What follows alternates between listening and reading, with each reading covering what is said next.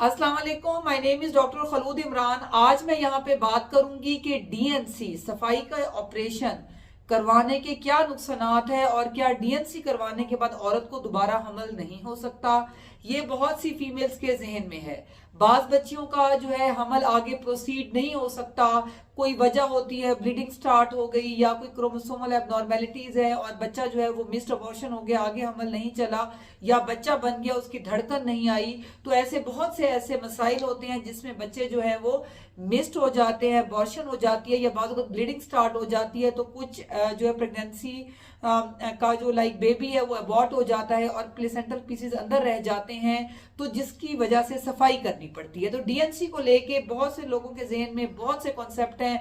औरतें ये कहती है कि डॉक्टर साहब हमने डीएनसी नहीं करानी क्योंकि हमने ये सुना है कि जी, या हमारे इलाके में एक औरत ने करवाई, उसको फिर बच्चा नहीं हुआ।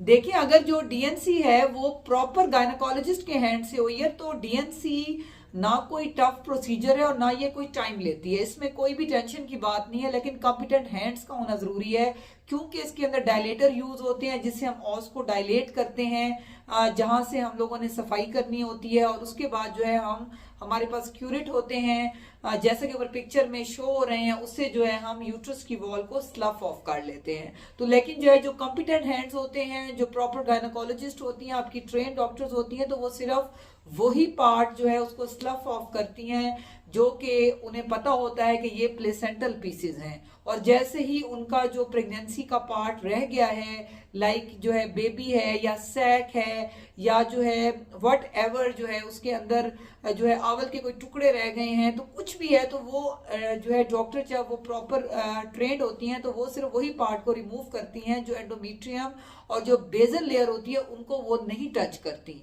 लेकिन अगर कॉम्पिटेंट हैंड्स नहीं होंगे तो फिर जाहिर बात है वो औजार और क्यूरेट के जरिए बहुत ज्यादा जो है ना यूट्रस को स्लफ ऑफ कर देती हैं, इवन के एंडोमेट्रियल शेड ऑफ कर देती हैं, उसकी बेजल लेयर जो है शेड ऑफ कर देते हैं। तो फिर ऑटोमेटिकली उसके बाद मेंसेस का जो है पहले की तरह नॉर्मल आना जो है वो भी मुश्किल होता है। बहुत सी फीमेल्स कहती हैं कि जी डीएनसी कराई, फिर हमारे पीरियड्स जो है वो नॉर्मल नहीं आ रही, ब्लीडिंग नॉर्मल नहीं हो रही, या बाज फीमेल्स को इम्प्लांटेशन फेलियर होता है, यानी कि प्रेगनेंसी तो हो जाती है लेकिन उसमें बेबी आगे नॉर्मल तरीके से इम्प्लांट नहीं हो सकता और हम इसको इम्प्लांटेशन फेलियर कहते हैं। डीएनसी को लेके बाज फीमेल बहुत ज्यादा खौफजदा होती हैं, तो मैं काउंसिल करती हूँ और इस वीडियो के थ्रू भी काउंसलिंग करती हूँ कि माई सेल्फ में अपने क्लिनिक पर भी, जैसे कि मिस्ड अबॉर्शन हो गए या जो है इनएविटेबल अबॉर्शंस हो गए, तो इन तमाम, या फिर इनकम्प्लीट अबॉर्शन है, तो इन तमाम केसेस में जब मैं भी अपने क्लिनिक पे ईएनसी या डीएनसी करती हूँ तो उसमें जो है हम बहुत केयरफुल तरीके से करते हैं और फीमेल्स को बासानी प्रेगनेंसी भी हो जाती है। लेकिन फिर भी बच्चियां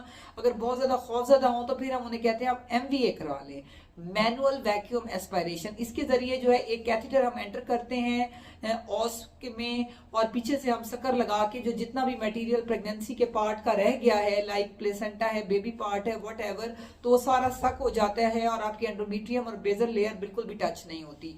ये अब एक न्यू टेक्निक है। वो बच्चियां जो कि डीएनसी से बहुत ज्यादा डर रही होती है तो उनके अंदर हम ये टेक्निक यूज करते हैं।